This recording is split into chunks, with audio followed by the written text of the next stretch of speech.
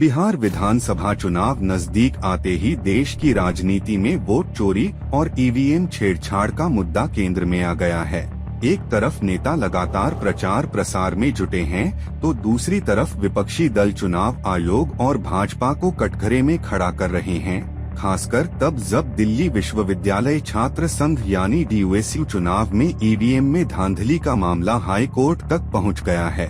आरोप है कि अध्यक्ष पद के लिए हुई वोटिंग में अखिल भारतीय विद्यार्थी परिषद के उम्मीदवार के नाम के आगे नीली स्याही के निशान लगे थे, जिन्हें देखकर छात्र प्रभावित हुए और यही वजह रही कि ABVP का उम्मीदवार बिजी हो गया। इसके खिलाफ NSUI की उम्मीदवार जोसलिन नंदिता चौधरी और पूर्व DUSU अध्यक्ष रौनक खत्री ने हाई कोर्ट में याचिका दाखिल की और अदालत ने तुरंत विश्वविद्यालय को नोटिस जारी करते हुए ईवीएम मशीनों और संबंधित दस्तावेजों को सुरक्षित रखने का आदेश दिया। इस पूरे विवाद ने भाजपा और चुनाव आयोग की मुश्किलें इसलिए और बढ़ा दी हैं क्योंकि विपक्ष पहले से ही विधानसभा और लोकसभा चुनावों में वोट चोरी का आरोप लगा रहा है। राहुल गांधी लगातार चुनाव आयोग के मुख्य आयुक्त ज्ञानेश कुमार पर वोट चोरों को संरक्षण देने का आरोप लगा चुके हैं। हाल ही में उन्होंने आलंद निर्वाचन क्षेत्र से जुड़े सबूतों को पेश करते हुए कहा कि चुनाव आयोग CID को जानबूझकर IP एड्रेस और OTP डिटेल नहीं दे रहा, क्योंकि इन डिटेल्स से यह साफ हो जाएगा कि वोट चोरी का ऑपरेशन कहां से चल रहा है। राहुल गांधी ने इस पूरे मामले को लोकतंत्र की हत्या करार देते हुए कहा कि प्रधानमंत्री नरेंद्र मोदी वोट चोरी करके सत्ता में आए हैं और कांग्रेस के पास इसके 100% ठोस सबूत मौजूद हैं। इतना ही नहीं, उन्होंने अपने हाइड्रोजन बम खुलासे की भी बात दोहराई है, जिसे वह सही समय आने पर जनता के सामने रखेंगे।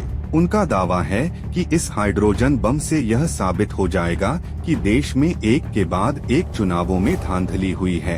राहुल ने वायनाड और कर्नाटक के साथ साथ बिहार में भी वोट चोरी के सबूत पेश करने की बात कही है और साफ कहा कि जब तक सबूत पूरी तरह तैयार नहीं होंगे तब तक वह इसे सार्वजनिक नहीं करेंगे। इधर चुनाव आयोग अपनी ओर से नए नए नियम लागू कर जनता को पारदर्शिता का भरोसा दिलाने की कोशिश कर रहा है।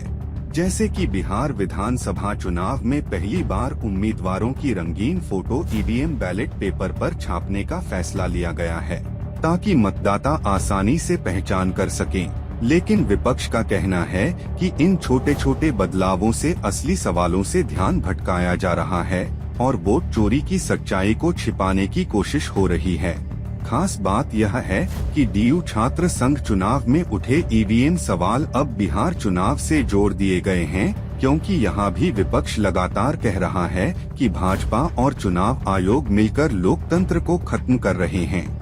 राहुल गांधी ने बिहार की अपनी यात्राओं में बार बार वोट चोरी का मुद्दा उठाया है और जनता को भरोसा दिलाया है कि आने वाले समय में उनकी पार्टी सारे सबूत लेकर देश के सामने सच्चाई रखेगी। उन्होंने चेतावनी दी है कि जब हाइड्रोजन बम फटेगा तो प्रधानमंत्री नरेंद्र मोदी देश को अपना चेहरा तक नहीं दिखा पाएंगे। अब सवाल यह है कि हाई कोर्ट में DUSU चुनाव पर क्या फैसला आता है, क्या EVM से छेड़छाड़ साबित होती है और क्या राहुल गांधी सचमुच अपने सबूतों के साथ भाजपा और चुनाव आयोग को एक्सपोज कर पाते हैं। लेकिन इतना साफ है कि इस पूरे घटनाक्रम ने बिहार विधानसभा चुनाव से पहले भाजपा की मुश्किलें और बढ़ा दी हैं और जनता के मन में यह धारणा गहराती जा रही है कि अगर छात्र संघ के चुनाव तक में EVM धांधली हो सकती है तो बड़े स्तर पर चुनाव कितने सुरक्षित हैं। यही वजह है कि राहुल गांधी के आरोप जनता के बीच असर डाल रहे हैं और भाजपा के लिए चुनाव से पहले यह सबसे बड़ा सिरदर्द बनता जा रहा है।